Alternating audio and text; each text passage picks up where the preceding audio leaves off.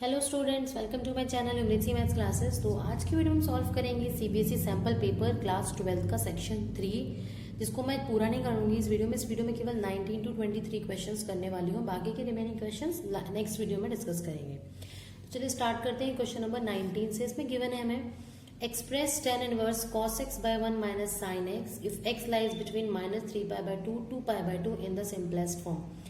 देखिए इसका क्या मतलब है। पहली बात तो -3π/2 से π/2 का π/2 90 डिग्री होता है, तो ये हो जाएगा 90 इंटू 3 इज 270, -270 से 90 के बीच में, समझ रहे हो, यानी कि इधर से और यहाँ तक ये वाला है।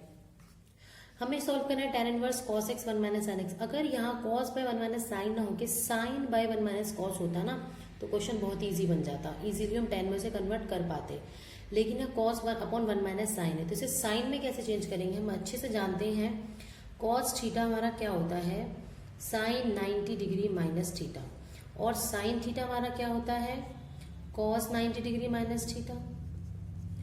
ठीक है, तो हम इन दोनों वैल्यूज से cos को sin में, sin को cos में कन्वर्ट कर सकते हैं। तो हम लिखेंगे tan इनवर्स cos x को sin में करेंगे तो sin 90 माइनस थीटा, 90 को मैं यहाँ π/2 लिखूंगी और थीटा कितना था, x था, अपॉन 1 माइनस साइन को कॉस में कर रही हूँ, मैंने अभी बताया, क्योंकि साइन बाय कॉस से इजी फॉर्म बनती है π/2 माइनस एक्स। अब क्या इजी फॉर्म बनती है, देखिए ऊपर वाले को अगर आप साइन 2 थीटा कंसिडर करें तो फॉर्मूला होता है यहाँ 2 sine theta into cos theta. ना 2 थीटा की जगह आपके पास है π/2 माइनस एक्स, तो इसका फॉर्मूला इसकी फॉर्म में क्या बनेगा, 2 साइन। अब आप ध्यान देना, यहाँ 2 थीटा था तो यहाँ थीटा हो गया, मतलब इसका आधा यहाँ हो गया, तो ये π/2 माइनस एक्स है, इसका भी आधा करेंगे, π/2 का आधा करेंगे तो π/4 माइनस x/2, यानी कि पूरे को मैंने 2 से डिवाइड किया है। सिमिलरली कॉस के साथ आ जाएगा π/4 माइनस x/2, उसको पुट कर देंगे यहाँ पे, तो हो जाएगा tan inverse of 2 sine π/4 minus x/2 into cos π/4 minus x/2। अब ऊपर वाले के एंगल π/4 माइनस x/2 फॉर्म के, तो आपको नीचे वाले के एंगल भी सेम फॉर्म में बनाने पड़ेंगे। अब ये कौन सा फॉर्मूला लगा सकते हैं, हमेशा जब भी एंगल को आधा करना होता है तो हम sin 2 थीटा या cos 2 थीटा वाले फॉर्मूले यूज करते हैं। देखो cos 2 थीटा का एक फॉर्मूला है मेरे पास, 2 sin स्क्वायर थीटा माइनस 1। अब इसको मैं ऐसे भी लिख सकती हूँ कि 1 माइनस 2 sin स्क्वायर थीटा होता है, ये होता है हमारा 1 माइनस 2 साइन स्क्वायर थीटा। अगर मैं इस -2 साइन स्क्वायर थीटा को इधर ले आती हूँ तो ये मेरा फॉर्मूला बन जाएगा 1 माइनस कॉस 2 थीटा, यानी कि इस बार जो ये 1 माइनस कॉस 2 थीटा है इधर हो जाएगा 2 साइन स्क्वायर थीटा, यानी कि देखो अगेन एंगल आधा हो गया है, तो इधर भी आधा कर दो, 2 साइन स्क्वायर थीटा, थीटा यानी कि इसका आधा, तो π/4 माइनस x/2, जो भी कट रहा है उसे काट देते हैं, 2 साइन है ना, एक साइन से एक साइन कट गया, तो आपके पास आ गया tan inverse of cos π/4 minus x/2 upon में आपके पास आया है sin π/4 माइनस x/2। ना cos बाय साइन क्या होता है, cot होता है, तो tan inverse of cot π/4 minus x/2। हमेशा इस तरह के क्वेश्चन को सिंप्लीफाई करने के लिए जो इनवर्स बाहर होता है वही हमें अंदर लाना होता है। यहाँ tan इनवर्स है तो आपको क्या लाना होगा, यहाँ tan। अब cot को tan में करने के लिए अगेन यही वाला फॉर्मूला tan 90 माइनस थीटा, तो ये हो जाएगा tan इनवर्स ऑफ tan 90 यानी कि π/2 माइनस थीटा, थीटा यानी कि ये वाला π/4 माइनस x/2। माइनस साइन को अंदर ओपन करोगे आपके पास आएगा, देखिए tan इनवर्स tan तो कैंसिल हो जाएंगे, तो आपके पास सिर्फ ये बच गया π/2 minus π/4 minus minus plus x/2। π/2 में से π/4 माइनस करोगे तो π/4 ही आएगा, तो आंसर हो गया π/4 plus x/2। I hope clear हो गया क्वेश्चन। करते हैं next question. Next question number 20 में गिवन है, अगर A एक स्क्वायर मैट्रिक्स है ऑर्डर 3 की, मतलब एक ऐसी मैट्रिक्स है ऑर्डर 3 की, यानी कि ये मैट्रिक्स आपके पास 3x3 ऑर्डर की है, ठीक है, and A square is equal to 2A दिया हुआ है, हमें बोला गया find the value of determinant of A। तो हम कंसिडर करेंगे A square is equal to 2A को, क्योंकि डिटर्मिनेंट हमें निकालना है तो दोनों साइड में डिटर्मिनेंट ही लूंगी, तो ये हो जाएगा determinant of A square is equal to 2A का डिटर्मिनेंट। A स्क्वायर के डिटर्मिनेंट को ओपन करके आप ऐसे लिख सकते हो, और ये देखो 2A जब डिटर्मिनेंट से बाहर आता है ना 2, तो 2 नहीं होता, वो 2 की पावर n हो जाता है, जितना पावर होता है। क्यों, देखो ये A मैट्रिक्स है आपके पास, इस A मैट्रिक्स से आप क्या बनाना चाहते हो, एक डिटर्मिनेंट ऑफ ए अगर फाइंड आउट करते हो तो ये डिटर्मिनेंट ऑफ ए हो गया है। तो 2a का डिटर्मिनेंट कितना होगा, 2 हर रो से मल्टीप्लाई होगा तो 2 इंटू 2 इंटू 2, बाहर जब कॉमन लोगे तो 8 आएगा। यानी कि होता क्या है, उतने की पावर होती है। जब भी हम इस तरह के क्वेश्चन करते हैं ना, कोई भी k नंबर है, k के इंटू ए, इसको बाहर निकालते हैं तो k की पावर n करके ये बाहर आता है, जितना ऑर्डर होता है। तो यहाँ ऑर्डर है 3, तो 2 की पावर 3 बाहर आएगा, अंदर आएगा determinant of A. Determinant of A into determinant of A is equal to 2 का क्यूब होता है 8, 8 इंटू डिटर्मिनेंट ऑफ ए। इधर ले आएंगे तो ये देखो इस तरह से बन गया है। इसमें से डिटर्मिनेंट ऑफ ए कॉमन आ रहा है तो अंदर बचेगा determinant of A minus 8 is equal to 0। एक बार इसको इक्वल टू 0 रखेंगे, एक बार इसको, क्योंकि जब दो का प्रोडक्ट 0 होता है तो या तो ये 0 होगा या फिर ये 0 होगा। ये 0 होगा तो इसकी तो वैल्यू हमें मिल गई है 0। अब ये 0 होगा तो इसकी वैल्यू क्या मिलेगी, डिटर्मिनेंट ऑफ ए माइनस का 8 इधर ले जाएंगे तो 8, यानी कि डिटर्मिनेंट ऑफ ए या तो 8 होगा या फिर क्या होगा, 0। आई होप क्लियर हो गया ये क्वेश्चन। नाउ करते हैं इसका नेक्स्ट क्वेश्चन। नेक्स्ट इसी का और पार्ट है, इसमें गिवन है अगर ए एक ये मैट्रिक्स है 3 1 -1 and 2 show that a square minus 5a plus 7i is equal to 0, hence find A inverse. पहले ये शो करना है, उसके बाद ए इनवर्स की वैल्यू फाइंड आउट करनी है। तो इसको शो करने के लिए पहले आप ए स्क्वायर निकालोगे। नाउ ए स्क्वायर कैसे आता है, जो ए मैट्रिक्स है उसको 2 टाइम्स मल्टीप्लाई करके। तो ये देखो क्या होगा, 3 1 -1 एंड 2 मल्टीप्लाई करेंगे हम इन्हें। तो देखो ये वाली रो इससे मल्टीप्लाई, तो 3 3 सा 9 प्लस 1 इंटू -1, तो ये हो जाएगा 9 -1। ना इसको इससे करेंगे a1 2, ये a1 2 होता है तो 1 2 first row second column, 3 into 1 3 plus 2 into 1 तो ये हो गया 5, और ये नीचे -1 इंटू 3 माइनस 2 इंटू 1 तो ये हो जाएगा माइनस का 5, माइनस इंटू 1 2 प्लस 2 4 तो -1 प्लस 4, तो ये मैट्रिक्स आपके पास आ गई है 8 5 -5 एंड 3। ठीक है, ये ए स्क्वायर आ गया है। अब इससे हम 5a की वैल्यू भी निकालते हैं। 5a क्या होगा, जो मैट्रिक्स है आपकी ए उसमें हर जगह 5 मल्टीप्लाई हो जाएगा, तो 5 3 50, 5 1 5, 5 -1 5 2 10। अब मैं 7i की वैल्यू निकालूंगी। 7i क्या होगा, आइडेंटिटी मैट्रिक्स को 7 से मल्टीप्लाई करेंगे ना, 1 0 0 1 इज आवर आइडेंटिटी मैट्रिक्स। 7 से मल्टीप्लाई करोगे तो 7 1 7 0 0 7 ये आ गया। अब इन सबको पुट करो, a square minus 5a plus 7i, सारी वैल्यूज 8 5 -5 3 माइनस 5a था तो ये वाली मैट्रिक्स आएगी 15 5 -5 10 प्लस 7i, तो ये हो जाएगा 7 0 0 7। आप जब इसको सॉल्व करोगे देखो 8 प्लस 7 कॉरेस्पॉन्डिंग एलिमेंट्स होते हैं ना, वो ऐड सब्ट्रैक्ट होते हैं। 8 प्लस 7 15, 15 माइनस 15 इज 0, तो ये 0 आ गया। 5 -5 0 होता है तो 0 ही रहेगा, -5 माइनस प्लस 5 कैंसिल हो गया 0, ये भी 0। 3 -10 और ये प्लस का 7 है तो प्लस 7 और प्लस 3 बन गया प्लस का 10 और ये माइनस का 10, ये भी 0, यानी कि इसकी वैल्यू आपके पास क्या आ गई है, ए स्क्वायर -5a प्लस 7i की 0। आई होप इसमें भी प्रॉब्लम नहीं होगी, इजी क्वेश्चन था। इसके बाद हमें फाइंड आउट करना है इसका इनवर्स। जब भी इस तरह के इक्वेशन वाले क्वेश्चन आते हैं ना, और एग्जाम में ये जरूर आएगा, ध्यान रखना, या तो ए स्क्वायर वाला आएगा या ए क्यूब वाला आएगा। आपको जब भी ए इनवर्स फाइंड आउट करना है, इक्वेशन में आप ए इनवर्स से मल्टीप्लाई करेंगे। जब आप ए इनवर्स से मल्टीप्लाई करेंगे तो हर नंबर आपका ए इनवर्स से मल्टीप्लाई होगा, और आप लिखेंगे कि हम इसको मल्टीप्लाई कर रहे हैं ए इनवर्स से। ठीक है, ये मैंने लिख दिया। ओके नाउ, और आप चाहो तो इसको इस तरह से लिखो तो ज्यादा अच्छा रहेगा। हमने पोस्ट मल्टीप्लाई किया इनवर्स से, now A square A inverse से तो सिर्फ ए आएगा, 2 -1 -1 होता है। ए इंटू इनवर्स हमारा आइडेंटिटी होता है। ध्यान रखना, हमेशा जब भी कोई मैट्रिक्स उसके इनवर्स से मल्टीप्लाई होती है तो आइडेंटिटी आता है, और जब कभी आइडेंटिटी किसी ए इनवर्स मैट्रिक्स से किसी ए मैट्रिक्स से मल्टीप्लाई होती है तो सिर्फ ए इनवर्स आता है। ठीक है, ए इंटू इनवर्स हो गया identity -i plus 7i into A inverse, तो ये क्या वैल्यू होगी, देखो हमारी ए इनवर्स बचा खाली, तो 7a inverse is equal to 0। तो यहां से वैल्यू आ गई 7a inverse is equal to, minus का इधर आके प्लस का ही हो जाएगा, सॉरी 5 भी था ना साथ में, प्लस का 5i हो जाएगा, और ये प्लस का इधर आके हो जाएगा माइनस का a। अब आपको करना क्या है, वैल्यूज लिखनी है। पहले a 7a इनवर्स मैंने डायरेक्टली लिख रही हूँ। 5i क्या होगा, 5005 माइनस a, जब आप करोगे तो आपके पास मैट्रिक्स आएगी ये 2 -1 1 एंड 3, और इस 7 को नीचे ले आना तो 1/7 ये हो जाएगा। 7 हटा के मैं लिख देती हूँ 1/7 ये आ जाएगा। ठीक है, आई थिंक क्लियर हो गया होगा। नाउ 21st क्वेश्चन इसमें गिवन है हमें, find the value of K so that the following function is continuous at x is equal to 0। अगर फंक्शन कंटिन्यूस है और लेस देन 0 ग्रेटर देन 0 पे सेम डिफाइंड है, नॉट इक्वल्स टू 0 पे ये फंक्शन दिया हुआ है, मतलब ये हुआ कि लेफ्ट साइड पे 0 के और 0 के राइट साइड पे दोनों पे सेम फंक्शन है, सिर्फ 0 पे अलग है, तो यहाँ हमें left hand limit right hand limit निकालने की जरूरत नहीं होती है।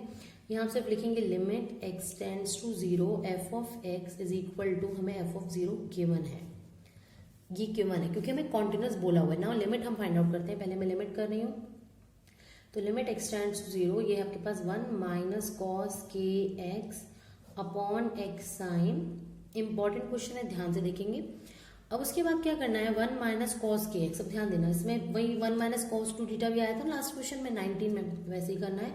कॉस टू थीटा आपके पास क्या वैल्यू होती है, बताया था 1 माइनस 2 साइन स्क्वायर थीटा, तो माइनस का इधर आएगा, तो ये 1 माइनस कॉस टू थीटा की वैल्यू मुझे मिलेगी 2 साइन स्क्वायर थीटा। अब यहाँ 2 थीटा की जगह आपके पास क्या है, के x, 1 minus cos k x यानी कि सिर्फ थीटा है, तो यहाँ पे ये वैल्यू क्या हो जाएगी, यहाँ 2 थीटा था तो थीटा हो गया था, हाफ हो गया था, तो ये हो जाएगा 2 sine square k x by 2, आधा हो जाएगा ना। तो हम यहाँ लिखेंगे limit x tends to 0 2 sine square k x by 2 upon में ये एज इट इज रहेगा एक्स साइन एक्स। अब हमने 11th क्लास में एक प्रॉपर्टी पढ़ी थी और बहुत ही इंपॉर्टेंट प्रॉपर्टी है, वो ध्यान से देखना। Limit x tends to 0 sine x upon x की वैल्यू हमारे पास 1 होती है, साइन एक्स बाय एक्स हो और यहाँ लिमिट एक्स टेंड्स टू 0 यही वाला एंगल हो, तो हमारी लिमिट की वैल्यू क्या होती है, 1 होती है, ठीक है। तो अब मुझे ये उस फॉर्म में कन्वर्ट करना होगा, कैसे करेंगे देखेंगे ध्यान से। लिमिट एक्स टेंड्स टू 0 है, ये 2 को मैं बाहर भी लिख सकती हूँ, ना भी लिखूं तो कोई दिक्कत नहीं है। Sign square k x by 2 का मतलब ये होता है कि इस पूरे का स्क्वायर है, यानी कि 2 बार है के एक्स बाय 2, यानी कि मुझे के एक्स बाय 2 के स्क्वायर से मल्टीप्लाई और के एक्स बाय 2 के स्क्वायर से डिवाइड करना पड़ेगा। अपॉन में आपके पास है एक्स साइन एक्स, अब साइन एक्स के लिए मुझे एक्स डिवाइड में भी चाहिए और मल्टीप्लाई में भी चाहिए, ठीक है। अब क्या करेंगे हम, ध्यान से देखेंगे, ये वाला पूरा एक साथ लिख रही हूँ मैं, सब मैं अलग अलग लिमिट लगा रही हूँ। लिमिट एक्स टेंड्स टू 0 2, ये मेरे पास देखो क्या है, मैं इसको ऐसे लिख सकती हूँ, साइन के एक्स बाय 2 अपॉन में भी के एक्स बाय 2 था, है ना, इस पूरे का स्क्वायर, क्योंकि ये भी स्क्वायर में था ये भी स्क्वायर में था, ये था extra k square x square upon 4 upon ये एक्स स्क्वायर एक्स हो गया x square into limit x tends to 0 है, limit x tends to 0 sine x by x. अब जरा लिमिट लगाने पुट करो, देखो साइन एक्स बाय एक्स अभी बताया था 1 होती है वैल्यू, है ना, और ये एक्स स्क्वायर इस एक्स स्क्वायर से कट जाएगा क्योंकि ये भी ऊपर है ये भी ऊपर है ना। अगर एक्स टेंड्स टू 0 है और इस एक्स को मैं के से मल्टीप्लाई 2 से डिवाइड करती हूँ, तो इधर मुझे के से मल्टीप्लाई 2 से डिवाइड करना पड़ेगा, तो मुझे क्या मिलेगा 0, यानी कि एक्स टेंड्स टू 0 कह लो या के एक्स बाय 2 टेंड्स टू 0 कह लो, एक ही बात है। तो इस पूरे की वैल्यू 1 होगी, 1 का स्क्वायर होगा, तो ये 2 इंटू 1 का स्क्वायर हो गया, इंटू ये क्या है मेरे पास के स्क्वायर बाय 4, ठीक है। अपॉन में कुछ नहीं बचा क्योंकि ये वैल्यू मेरी 1 हो गई थी, कैंसिल हो गया था, ये आ गया 2 2 जा 4, आपके पास आ गया है के स्क्वायर बाय 2। ना बाय 1 ये वैल्यू हमारी एफ ऑफ 0 के इक्वल थी, राइट। ना एफ ऑफ 0 क्या है, फंक्शन की value at x is equal to 0 which is half है, तो आपका जो के स्क्वायर बाय 2 है वो 1 बाय 2 के इक्वल आएगा, 2 से 2 कैंसिल, के स्क्वायर की वैल्यू 1 रूट लेंगे तो के की वैल्यू आ जाएगी plus minus 1। I hope clear हो गया होगा। क्वेश्चन थोड़ा सा ट्रिकी था, बट आपने अगर प्रैक्टिस की है इस तरह के क्वेश्चंस की तो आपको मुश्किल नहीं लगेगा। नाउ करते हैं क्वेश्चन नंबर 22। 22nd क्वेश्चन है, find the equation of the normal to the curve. एक कर्व है उसकी नॉर्मल की इक्वेशन निकालनी है, नॉर्मल मतलब परपेंडिकुलर जो होता है, तो इसकी इक्वेशन मुझे निकालनी है और इस कर्व की इक्वेशन दी हुई है मुझे y is equal to x plus 1 upon x, ठीक है। आगे बोला है जो ये नॉर्मल है ना, जो डॉक्यूमेंट निकालना है मुझे, वो परपेंडिकुलर एक लाइन की, ये भी परपेंडिकुलर, तो वो लाइन ऐसे होगी जिसकी इक्वेशन है 3x minus 4y is equal to 7। अब देखो आपको इक्वेशन निकालनी है, इक्वेशन निकालने के लिए ना आपके पास 2 थिंग्स होनी चाहिए। पहला तो फॉर्मूला देखो मेरे पास क्या होता है, y minus y1 is equal to m into x minus x1। ये फॉर्मूला होता है मेरा इक्वेशन ऑफ एनी लाइन का, और नॉर्मल तो एक लाइन ही तो होती है। यानी कि मुझे एक तो पॉइंट्स की जरूरत है x1 y1 की, इस नॉर्मल के कहीं भी सेटिस्फाई करने वाला, और एक स्लोप की जरूरत है। तो स्लोप तो देखो हम इजीली फाइंड कर लेते हैं। स्लोप कैसे फाइंड आउट करते हैं हम, पहले dy/dx निकालते हैं, फिर -1/dy/dx करके भी निकाल सकते हैं, और भी मेथड होते हैं अगर इक्वेशन कुछ और दी होती है तो। दूसरा, अगर हमें एक इक्वेशन इस तरह से गिवन है ax plus by plus c is equal to 0 form में, तो उसकी स्लोप का फॉर्मूला हमारा होता है यहाँ से -a/b, यानी कि -x का कोफिशिएंट अपॉन y का कोफिशिएंट। ये दो चीजें क्लियर हो गई हैं। इसके अलावा एक चीज होती है कि दो लाइन पैरेलल होती हैं तो उनके स्लोप्स क्या होते हैं, आपस में सेम होते हैं। ये सारी चीजें इसमें यूज होने वाली है, जरा ध्यान देंगे आप। अगर ये कर्व है तो उसका टेंजेंट जो है वो टेंजेंट ऐसे ड्रॉ होगा या नहीं। अब जो ये टेंजेंट ड्रॉ हुआ है, अगर आप ध्यान से देखें, इस टेंजेंट की, ये टेंजेंट और ये लाइन, ये दोनों आपस में क्या है, पैरेलल है। ठीक है, तो हम लिखेंगे tangent to the curve is parallel to the line, line की पैरेलल है, यानी कि slope of tangent will be equal to slope of line, है ना, क्योंकि अभी बताया दो लाइन पैरेलल होती हैं तो उनके स्लोप सेम होते हैं ना। स्लोप ऑफ टेंजेंट कैसे आता है, dy/dx इस वाले का, ठीक है, स्लोप ऑफ टेंजेंट, और स्लोप ऑफ लाइन इसकी -a/b से आएगी। तो -a/b अलग से निकाल, मतलब लिखा है मैंने, अभी मैं निकाल के दिखाऊंगी आपको। तो स्लोप ऑफ टेंजेंट हम लिखेंगे, सबसे पहले क्या होगी, dy/dx। तो x का डेरिवेटिव 1 होता है, प्लस 1/x का डेरिवेटिव -1/x² होता है, तो 1 - 1/x² आ गया इसका स्लोप। नाउ मैं फाइंड आउट करूंगी स्लोप ऑफ लाइन, -a/b बताया था, तो -3/b क्या है, -4, तो माइनस से माइनस कैंसिल, 3/4 आ गया। तो इस इक्वेशन 1 में मैं पुट करूंगी दोनों वैल्यूज को, तो आप देखेंगे क्या आएगा, 1 - 1/x² इज इक्वल टू 3/4 हो गया है। इसको मैं इधर ले आती हूँ, तो 1 - 3/4 इज इक्वल टू, ये माइनस का 1/x² इधर आ गया, प्लस का हो गया, 4 × 1 4, 4 - 3 1, तो 1/4 इज इक्वल टू 1/x²। तो यहाँ से x² की वैल्यू आ गई 4, क्रॉस मल्टीप्लाई करके, तो x आएगा +-2। बट हमें बोला था x शुड बी पॉजिटिव, तो we can't take x is equal to -2, तो x में सिर्फ +2 लूंगी, बिकॉज x हमारा स्ट्रिक्टली पॉजिटिव है। ठीक है, अब आगे देखते हैं क्या करना है। x मिल गया है हमें, देखो क्या क्या जरूरत थी, पॉइंट्स की, यानी कि x1 y1 दोनों की। अब y कैसे निकालूं मैं, y मुझे इसमें नहीं पुट कर सकती, ध्यान रखना, हमें कर्व का नॉर्मल निकालना है और कर्व की इक्वेशन में ही पुट करना पड़ेगा। देयरफॉर जो y है आपका वो होगा x + 1/x, यानी कि 2 + 1/2, तो ये हो गया आपका 5/2। तो जो पॉइंट है आपके पास वो आ गया है 2, 5/2, एंड जो स्लोप ऑफ नॉर्मल है वो क्या होगी, -1/dy/dx। dy/dx देखो दोनों की स्लोप सेम थी, तो ये लिखना जरूरी नहीं है, दोनों की स्लोप सेम है टेंजेंट और लाइन की। dy/dx के लिए मैं 3/4 भी कह सकती हूँ, 3/4, उसको जब पलट देंगे तो हो जाएगा -4/3। स्लोप आ गई है आपके पास, और आपके पास ये पॉइंट भी आ गया है। आई थिंक अब कोई प्रॉब्लम नहीं होगी इस इक्वेशन को सॉल्व करने में। अब जस्ट हमें करना क्या है, इक्वेशन के फॉर्मूले में इसको पुट कर देना है। ठीक है, तो मैं इसको पुट कर रही हूँ इक्वेशन के फॉर्मूले में। तो इक्वेशन ऑफ लाइन में पुट करेंगे तो ये हमारी आ जाएगी इक्वेशन ऑफ नॉर्मल, क्या होगा, y - y1 कितना है, ये 5/2 इज इक्वल टू m कितना है, -4/3 इंटू x - x1 यानी कि ये 2। अब क्या करेंगे, हम इस इक्वेशन को करेंगे सॉल्व। देखो कैसे, y - 5/2 इज इक्वल टू -4/3, एक काम करते हैं 3 से यहाँ मल्टीप्लाई कर लेते हैं और 4 से इधर, या कैसे भी जैसे आपको ठीक लगे, -4/3 से कर लेते हैं, -4x - +4 2 = 8, और 3 से मैं यहाँ मल्टीप्लाई करने वाली हूँ, तो हो जाएगा 3y - 15/2 is equal to -4x + 8। ठीक है, -4x को उधर ले आओ, या फिर हाँ ऐसे करते, 3y + 4x हो जाएगा ये, और ये 8 + 15/2 होगा, इसका एलसीएम ले लो, तो ये आ जाएगा 3 8 = 24, 24 + 15 हो गया हमारा 5 4 + 9 2 39 आई थिंक, है ना। 2 से इधर मल्टीप्लाई करेंगे, 2 3 = 6, y + 2 4 = 8x is equal to 39। I hope ये सही होगा, कहीं कैलकुलेशन मिस्टेक नहीं हुई होगी मुझसे, मैं एक बार चेक कर लेती हूँ।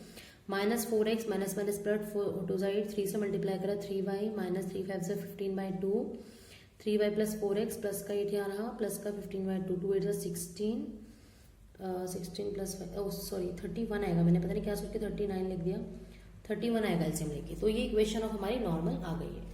ठीक है, अब करते हैं नेक्स्ट क्वेश्चन जो कि है इंटीग्रेशन का क्वेश्चन नंबर 23 है integration of 1/cos² x into 1 - tan x का स्क्वायर। देखो 1/cos² को मैं sec² x लिख सकती हूँ, नीचे हो गया 1 - tan x का स्क्वायर। आप जब भी इंटीग्रेशन करेंगे आप पहले कोशिश करेंगे ढूंढने की क्या ये सब्स्टिट्यूशन अप्लाई हो सकता है या नहीं हो सकता है। अब सब्स्टिट्यूशन कैसे अप्लाई होता है कि कोई f' बाय fx फॉर्म मिल जाए, जैसे मुझे अगर मैं fx को t पुट करूं तो डेरिवेटिव ऑलरेडी क्वेश्चन में मौजूद हो, तो अगर मैं 1 - tan x को t पुट करती हूं तो हाँ मैं जानती हूँ 1 का डेरिवेटिव 0 होता है, 10 का सेकेंड स्क्वायर होता है, सेकेंड स्क्वायर ऑलरेडी क्वेश्चन में है, तो क्वेश्चन ईजी हो गया। तो 1 का डेरिवेटिव 0 - tan x का होता है सेकेंड स्क्वायर x और t का डेरिवेटिव होता है dt बाय dx, dx इधर आके मल्टीप्लाई हो जाएगा, तो minus second square x dx is equal to dt। अब आप क्वेश्चन में चेक करो मुझे किस चीज की नीड थी, सेकेंड स्क्वायर एक्स dx की, माइनस की तो नहीं है, तो माइनस को मैं दूसरी साइड भेज दूंगी, तो मेरी ये सेकेंड स्क्वायर एक्स dx की वैल्यू आ गई है माइनस का dt। उसे पुट करेंगे तो माइनस dt ऊपर अपॉन 1 - tan x t था तो ये t स्क्वायर हो जाएगा। अब इसका इंटीग्रेशन करेंगे तो 1/t² है, ऊपर जाके पावर -2 हो जाएगी, t की पावर -2 dt, तो माइनस। अब देखो पावर फॉर्मूला क्या होता है इंटीग्रेशन का, t की पावर n+1, जो n होता है वो एक ज्यादा हो जाता है, अपॉन में वही बढ़ी हुई पावर आती है, तो जगह t की पावर -2 + 1 अपॉन -2 + 1 प्लस c लगाना नहीं भूलेंगे, तो t की पावर -1 हो जाएगी और अपॉन में भी -1 आएगा, प्लस c, माइनस से माइनस कैंसिल, तो t की पावर -1 को मैं 1/t भी लिख सकती हूँ। अब लास्ट में पुट कर दूंगी, t की वैल्यू क्या थी 1/1 - tan x plus c is our final answer. बहुत ही इजी क्वेश्चन था इंटीग्रेशन का, आई होप सभी से हो जाएगा ये क्वेश्चन। नाउ है नेक्स्ट क्वेश्चन नंबर 24 से पहले एक और वाला क्वेश्चन भी है, ये है देखो integration from 0 to 1 x into 1 - x की पावर n dx। बहुत से बच्चे सोचेंगे इसको बाय पार्ट से कर देते हैं, बट बाय पार्ट से शायद थोड़ा मुश्किल हो सकता है। मैं आपको सजेस्ट करूंगी जब भी ये गंदी सी पावर वाले क्वेश्चंस आते हैं, मतलब बड़ी सी पावर कुछ भी हो, तो पावर के अंदर वाले को आप सब्स्टिट्यूट कर दो। मोस्ट ऑफ द टाइम होता है, डेरिवेटिव क्वेश्चन में होता है, नहीं होगा तो हमें कोई और मेथड यूज करना पड़ेगा। तो अगर मैं ध्यान देना 1 - x को t पुट करती हूँ, ठीक है, अगर मैं 1 - x को t पुट कर दूंगी, ध्यान देना, तो ये तो t में कन्वर्ट हो जाएगा, इस x का क्या करेंगे, x तो बच जाएगा, ऐसा नहीं होना चाहिए, x को भी t में कन्वर्ट होना चाहिए। तो मैं यहाँ से t की वैल्यू, x की वैल्यू निकाल लेती हूँ -t और ये x हो गया, यानी कि x मेरा t में कन्वर्ट हो गया। और dx की वैल्यू भी निकाल लेते हैं, 1 का डेरिवेटिव 0, x का डेरिवेटिव 1 होता है, तो -1 is equal to dt by dx है, ऊपर आके हो गया ये -dx is equal to dt, और we can write dx is equal to -dt, dx की वैल्यू -dt है। इसी के साथ क्योंकि यहाँ लिमिट दी हुई है तो आपको लिमिट भी चेंज करनी पड़ेगी, ध्यान से देखेंगे लिमिट कैसे चेंज कर रही हूँ मैं। ये है 1 - x is equal to t। अभी x की वैल्यू क्या क्या है, x की वैल्यू पहले 0 है, अगर x की वैल्यू 0 है तो t क्या आएगा 1 - 0 1, यानी कि t is 1। When x is approaching to 1, जब x की वैल्यू 1 है तो 1 - 1 0 हो गया, तो t अप्रोचेस टू 0। तो फाइनली आपका t की फॉर्म में इंटीग्रेशन आ चुका है, लिमिट 1 से 0 हो जाएगी इस बार, क्योंकि 0 to 1 थी, 0 की जगह 1 आया। इस x की जगह मैं पुट करूंगी 1 - t इंटू इस 1 - x की जगह मैं पुट करूंगी t, तो t की पावर n इंटू माइनस का dt। माइनस n को बाहर लिख लेते हैं, तो ये देखो आपके पास, इसको मैं t की पावर n को अंदर मल्टीप्लाई इजीली कर सकती हूँ, तो कर देती हूँ t की पावर n माइनस t की पावर n प्लस 1, सॉरी हाँ t की पावर n और एक 1 था, t की पावर n प्लस 1 dt हो गया है। अब इन दोनों का अलग अलग इंटीग्रेशन करते हैं हम, तो 0 to 1 t की power n dt minus 0 to 1 t की पावर n प्लस 1 dt। और अभी बताया था पावर वाले का क्या होता है इंटीग्रेशन, t की पावर n प्लस 1 एक पावर ज्यादा हो जाती है, अपॉन में n प्लस 1। अब यहाँ सी नहीं लगाएंगे, डेफिनेट इंटीग्रल में लिमिट आती है तो वहाँ सी नहीं लगता है। t की power n plus 2 upon n plus 2, limit is from 0 to 1, बाहर माइनस आने ध्यान रखेंगे, सॉरी 1 to 0 था, मैंने उल्टा लिख दिया है, 1 to 0 थी लिमिट, 1 to 0 थी हर जगह, 1 to 0 1 to 0, और ये भी 1 to 0 1 to 0, sorry for the mistake. अब देखो फॉर्मूला होता है हमारा upper limit minus lower limit. अब देखो अपर लिमिट तो मैं पुट करने का कोई फायदा ही नहीं है, अपर लिमिट पुट करूंगी कहाँ का 0 बनेगा, लिखने का कोई फायदा नहीं, माइनस लोअर लिमिट यानी कि माइनस दिस वैल्यू 1 की power n plus 1 upon n plus 1, इसको भी माइनस करूंगी तो माइनस माइनस क्या हो जाएगा आपका प्लस, ठीक है। तो 1 की power n plus 2 upon n plus 2, तो 1 की पावर तो कुछ भी हो 1 ही रहता है, माइनस n अंदर मल्टीप्लाई कर देंगे तो ये पहले वाली टर्म प्लस की हो जाएगी, तो 1 बाय n प्लस 1 और ये माइनस प्लस माइनस हो जाएगा तो 1 बाय n प्लस 2। अब यहाँ पे मत छोड़ना, इसका एलसीएम भी ले लेना, जरा सी देर लगती है। तो ये हो गया n plus 1 into n plus 2, n plus 1 से इनको डिवाइड करेंगे, n प्लस 1 कैंसिल हो जाएगा, बचेगा सिर्फ n plus 2 minus n plus 2 से इसको काटेंगे कट जाएगा, बचेगा n प्लस 1। ध्यान रखना सिर्फ n प्लस 1 नहीं लिखोगे, ये बाहर माइनस का साइन भी है, तो आप या तो इसको ऐसे लिख लो, और अगर आप कैलकुलेशन में एक्सपर्ट हो तो आप डायरेक्टली माइनस n माइनस 1 लिख सकते हो, क्योंकि माइनस का n है, मल्टीप्लाई होगा तो माइनस माइनस दोनों की माइनस n बना देगा। तो n plus 1 into n plus 2, n से n कैंसिल, जो माइनस 1 इज 1। तो फाइनल आंसर हमारे पास आ गया है 1 upon n plus 1 into n plus 2। Okay, तो ये आज की वीडियो में इतना ही करने वाले हैं, काफ़ी बड़ी वीडियो हो गई है ये। तो गाइस अगर आपको अच्छा लगा हो तो प्लीज़ मेरी वीडियो को लाइक शेयर ज़रूर करें और चैनल को सब्सक्राइब भी कर लें। मिलते हैं नेक्स्ट वीडियो में बाकी के सेक्शंस के साथ, तब तक keep watching and bye bye.